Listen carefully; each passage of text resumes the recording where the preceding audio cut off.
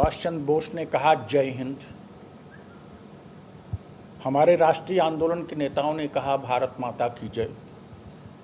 नेहरू ने कहा आराम हराम है। गांधी ने कहा सत्य और अहिंसा।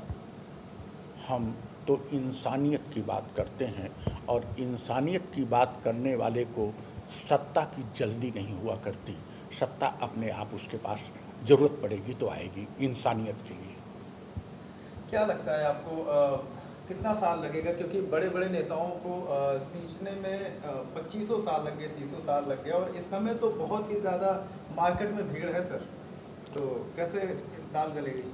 ओम प्रकाश जी, पहले कोई बात कहीं पहुंचने में 500 साल लगता था, फिर 200 साल लगने लगा, फिर 50 साल लगने लगा, फिर जब 1947 के बाद हम स्वतंत्र हुए तो गांधी, नेहरू को, पटेल को अपनी बात पहुंचाने में 10-10 साल लगा। लेकिन अब आप जैसे पत्रकार हैं, पूरा इंडिया डिजिटल हो गया है, पूरा विश्व जो है डिजिटल हो गया है। अगर हमारे में दम होगा तो हम अपनी बात 2024 और 2027 तक पूरे देश में फैला लेंगे और हमारे लोग 2024 और 27 में इंसानियत का पैगाम पूरे देश को देंगे और विश्व गुरु की जो बात हम करते हैं, हमारा पैगाम पूरा विश्व अपनाएगा। क्या लगता है आपको, सरकार के पास पैसा नहीं है? जो इतनी गरीबी या पिछड़ापन है देश में, अभी भी विकासशील विकसित नहीं हो पाया, उसका बहुत बड़ा एक रीज़न क्या मानते हैं? पैसा महत्वपूर्ण नहीं है, महत्वपूर्ण होती है सोच। सरकार के पास सोच नहीं है, सरकार मानसिक रूप से दिवालिया है। कैसे आप काम करेंगे अगर आप सत्ता में आते हैं 5 साल 10 वर्षों में, अगर आपको मिलती है सत्ता, या अगर आपके पास कम सीटें रह जाती हैं, तो क्या ओम प्रकाश राजभर जैसे नेता जो है कभी अलायंस किए उसके बाद हट गए, फिर उसके बाद दूसरी पार्टी ज्वाइन की, तो इस तरीके की कदम उठाएंगे? ओम प्रकाश राजभर एक इंसान है, इसलिए उनका सम्मान करते हैं, लेकिन एज राजनेता के रूप में वो किस कोर्ट में हैं वो मैं अपने मुंह से नहीं कर सकता। और उनकी कोर्ट में बहुत से नेता हो गए हैं, तभी हमारी आवश्यकता है। और जहाँ तक हमारी बात है, हमारी पार्टी की बात है, हमारा इंसानियत का पैगाम केवल विचारों तक सीमित नहीं है। हम कार्यक्रम देंगे, हम जनता से डायरेक्ट संवाद कर रहे हैं और 2 सितंबर से जो मेरी यात्रा शुरू हुई वो उत्तर प्रदेश के चुनाव के बाद समाप्त नहीं हुई। यह केवल एक विराम है थोड़े समय के। 2200 की राजनीति करेंगे, 2200 में भारत कैसा होना चाहिए और आज के 25 साल पहले हमारा नौजवान कैसा होना चाहिए, हमारा बच्चा कैसा होना चाहिए, हम उसकी राजनीति करेंगे। आपका मैंने आपके ऑफिस में एक फोटो देखी थी, उसमें आप नेहरू जी की ज़्यादा थोड़ा सा आप समर्थक लग रहे थे। मैं जानना चाहता हूं कि क्या सिख दंगों से आप कितने संतुष्ट हैं जो इंदिरा जी के समय में? लगता है सिख दंगे नेहरू के समय में हुए जी। क्यों? हमारी गलती के लिए हमारे पोते को आप दंड देंगे या हमारे पोते की गलती के लिए हमको दंड देंगे? सिख दंगे 84 में हुए। फिर एलिजाबेथ महारानी इंग्लैंड की जो हैं, उनसे ज़्यादा अमीर किसी मैगजीन में आया कि सोनिया जी हैं। तो आप किस तरीके से उनके बच्चों को देख रहे हैं? आपने बच्चों की बात की। सोनिया गांधी अमीर हैं कि नहीं है इससे मेरा मतलब नहीं है। सोनिया गांधी संवेदनशील हैं कि नहीं, देश की जनता के प्रति संवेदनशील हैं कि नहीं, भारतीय हैं कि नहीं। अगर उन्होंने भारतीयता ग्रहण कर ली है और संवेदनशीलता है तो वो हमारे लिए आदरणीय है।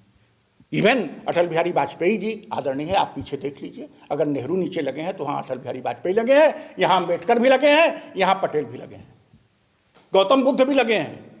ऐसा नहीं है। नेहरू इस शताब्दी के विश्व के सबसे बड़े नेता थे। उनको कांग्रेस में सीमित मत करिए, वो महान नेता हैं। उन्होंने ऐसा फाउंडेशन दिया है जिस पर आप ये पकड़े हुए हैं। ये सारा संस्थाएं उन्होंने बनाई। नेहरू और पटेल की अगर सेम राजनीति की बात की जाए तो वोट आपके सबसे ज़्यादा फेवर में दोनों में से किसको आप देंगे? हम नेहरू पटेल की क्यों बात करें? नेहरू पटेल का जमाना गया, हम इंसान की बात करते हैं। वो तो राष्ट्रीय आंदोलन के लिए लड़े, वो हमको सामंतवाद समाप्त किए, हिंदू कोड बिल लाए, जितना करना था कर दिए। आगे का काम हमको करना है। अब हम 50 साल पीछे जाएं कि नेहरू पटेल ने जो किया वो हम करें? नरेंद्र मोदी की कौन सी ऐसी योजना है जिससे आप असंतुष्ट हैं? आप पत्रकार बंधु नरेंद्र मोदी की कोई एक योजना बता दीजिए जो कि उनकी अपनी हो। वो कार्यक्रम देते हैं, वो कार्यपालिका की तरह काम करते हैं, वो प्रधानमंत्री की तरह काम नहीं करते। जीएसटी पर आपका सपोर्ट है, विरोध? जीएसटी प्रासंगिक है, लेकिन जीएसटी किस रूप में लागू किया, कैसे लागू किया, ये घोषणा पहले करते हैं और दिमाग बाद में लगाते हैं। आप भी राजनीति कर रहे हैं, करिए। लगता है आप राजनीति से संतुष्ट हैं, वर्तमान राजनीति से आप संतुष्ट हैं? जरा दिल पर हाथ रख के बता दीजिए, सच्चे दिल से बता दीजिए। मैं आपका इंटरव्यू लेता हूं, क्या वर्तमान राजनीति से आप संतुष्ट हैं? मैं सर पूछने आया हूं ना, मैं बता नहीं, आपको बताना पड़ेगा। आपने काउंटर प्रश्न किया, राजनीतिक सुधार और चुनाव सुधार प्रासंगिक है। मैं कितने भी वादा कर लूं, अगर यही राजनीतिक व्यवस्था रही, राजनीति में सुधार नहीं हुआ, चुनाव प्रणाली में सुधार नहीं हुआ, तो हम भी कुछ नहीं कर पाएंगे। आपने अभी वोट तो डाला होगा? वोट क्यों नहीं डालेंगे? आपने वोट डाला होगा? क्यों नहीं डालेंगे? तो आपने किस पार्टी को डाला? किसी को तो डाला होगा। वोट किसको हमने डाला ये बताया नहीं जा सकता, लेकिन वर्तमान में जो सत्ता में है हम उसकी आलोचना करेंगे। जो सत्ता से बाहर है उसकी आलोचना क्यों करें? तो सत्ता में जो है उसको मैंने वोट नहीं दिया। सत्ता से बाहर कहीं कैंडिडेट पर मैंने वोट दिया, कहीं पार्टी पर वोट दिया हमारे लोगों ने। वो तो सड़कों का जाल बिछा रहे हैं, उन्होंने कई योजनाएं भी चलाई, वृद्धा पेंशन योजना से लेकर आप राशन दिए, वो सब कुछ तो दे रहे हैं, आवास दे रहे हैं। फिर आपको कहाँ पे मुक्तेश्वर जी को कमियां नजर आ रही है, या फिर विपक्ष का जो एक काम होता है वो आदत आप लोगों में शामिल है?